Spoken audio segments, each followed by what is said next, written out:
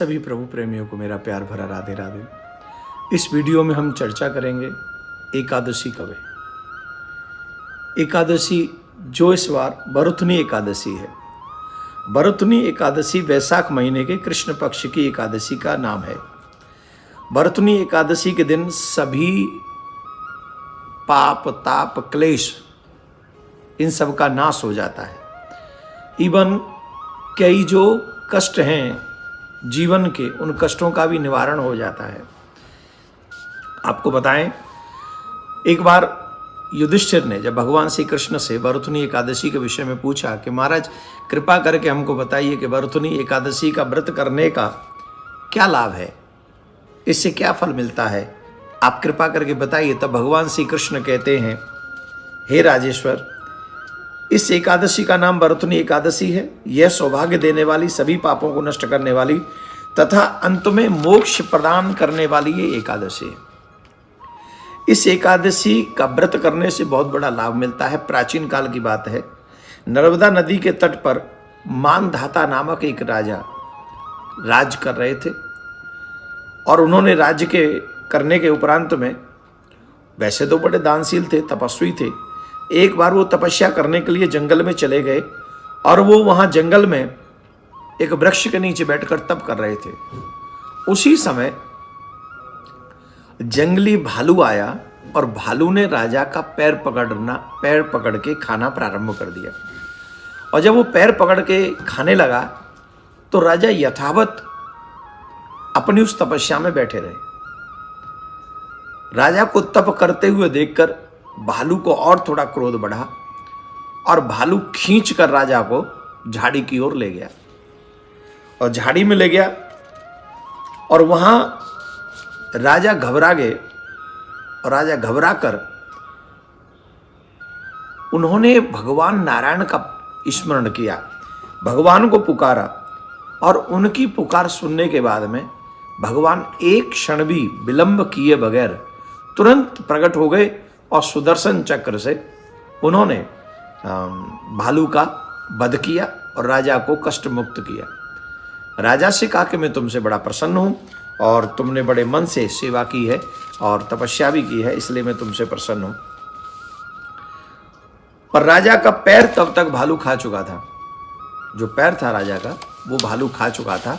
और इस बात को देखकर अपने पैर को राजा दुखी थे। तब भगवान ने कहा, तुम चिंता मत करो, तुम्हारा ये अंग सुंदर होगा, तुम मथुरा जाओ और मथुरा में जाकर भरथुनी एकादशी का व्रत करना, जमुना में स्नान करना और पूरे ढंग से उस व्रत का पारायण करना। तो इस पारायण के करने से, इस व्रत के करने से तुम्हारा पूरा अंग सुंदर हो जाएगा। ये जो तुम्हारा पैर भालू ने खा लिया ये भी ठीक हो जाएगा।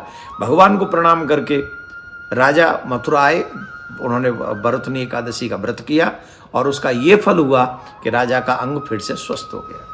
तो इतनी सुंदर व्रत की कथा है। समस्त पाप ताप भी कष्ट होते हैं और जो नष्ट हो जाते हैं, और उसके बाद जो हम चाहते हैं एकादशी के व्रत से वो भी हमको प्राप्त होता है। तो जीवन में सिर्फ पैर ही नहीं खाया भालू ने, तमाम चीज़ें खा रखी हैं समय के भालू ने। तो उन समय उन चीज़ों को प्राप्त करने के लिए भी भरथुनी एकादशी का व्रत करना चाहिए। भरथुनी एकादशी की व्रत की कथा थी, पारायण का समय था।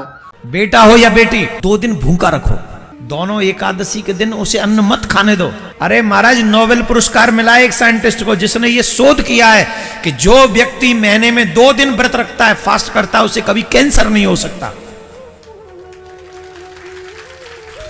अरे सुनो, अभी नहीं बजेंगी ताली क्योंकि तुमने सोचा को देसी साइंटिस्ट होगा, विदेशी साइंटिस्ट है वो और उसे नोबेल पुरस्कार मिला है जिसने शोध किया है कि जो 2 दिन व्रत रखेगा, मतलब फास्ट, उसने फास्ट एकादशी नहीं कही, 2 दिन फास्ट, और वो भी उसने चंद्रमा और सूर्य का आंकलन किया कि इतने चंद्रमा जब इस स्थिति में हो और सूर्य जब इस स्थिति में हो, अगर उस 2 दिनों में व्यक्ति फास्ट करे उसे कभी कैंसर नहीं होगा। और संयोग से वो दोनों दिन एकादशी के पड़ते हैं। हमारे ऋषि मुनियों का विज्ञान है ये। आज के वैज्ञानिक तुम्हारी बीमारियों का इलाज का दवा बना रहे हैं और हमारे ऋषियों के विज्ञान ने ऐसी तैयारी की थी जिससे तुम बीमार ही ना पड़ो। करके देखो एकादशी का व्रत। और मुझे याद नहीं मैं कब से एकादशी का व्रत कर रहा हूं, ठाकुर जी की बड़ी कृपा है मेरे ऊपर। बड़ी कृपा है। और आप सबको प्रेरणा दे रहा हूं, अगर अपने बच्चों का हित चाहते हो तो महीने में 2 दिन उन्हें अन्न मत खिलाओ एकादशी के दिन। एकादशी का व्रत वैष्णवों के लिए बहुत महत्वपूर्ण है। एकादशी का व्रत जो भी मनुष्य करते हैं,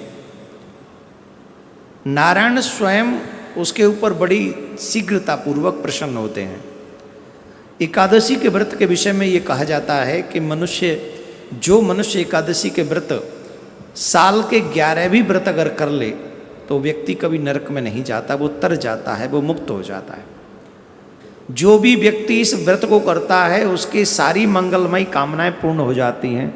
सुहागिनों के लिए एक विशेष बात यह है, जो सुहागिन इस व्रत को करती है, ये भी एक बहुत बड़ी समस्या हमारे समाज में प्रचारित की गई कि सुहागिन स्त्रियों को व्रत नहीं करना चाहिए एकादशी का। कोई कहता है सुहागिन को तुलसी नहीं पहननी चाहिए, कोई कहता है सुहागिन को चंदन नहीं लगाना चाहिए।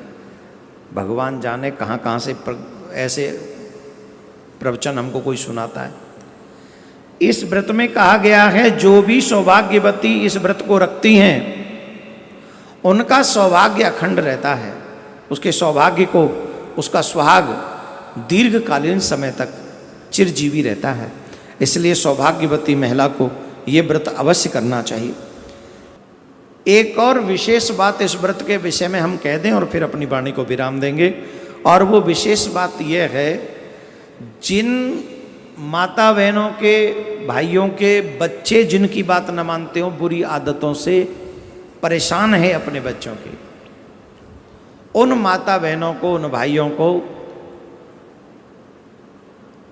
कामदा एकादशी व्रत करते हुए पूजन करते समय भगवान से प्रार्थना करनी चाहिए। जो भी आपकी बच्ची की शिकायत है वो भगवान के चरणों में प्रकट करनी चाहिए।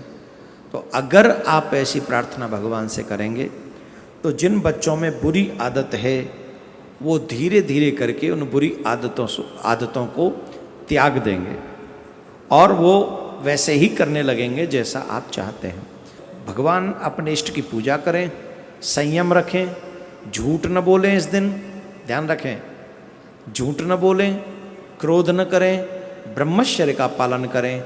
सुबह सूर्य उदय होने से पहले आप उठ जाएं, दोपहर में आप विश्राम न करें, अन्न ग्रहण न करें, चावल बिल्कुल भी ग्रहण न करें, और क्या नहीं करें, बस इतना ही कर लेना, इतने में मिल जाएगा फल एकादशी का। आप भी सुने, औरों को भी सुनाएं। आप सबका मंगलमय, भगवान आपका मंगल करे। राधे राधे।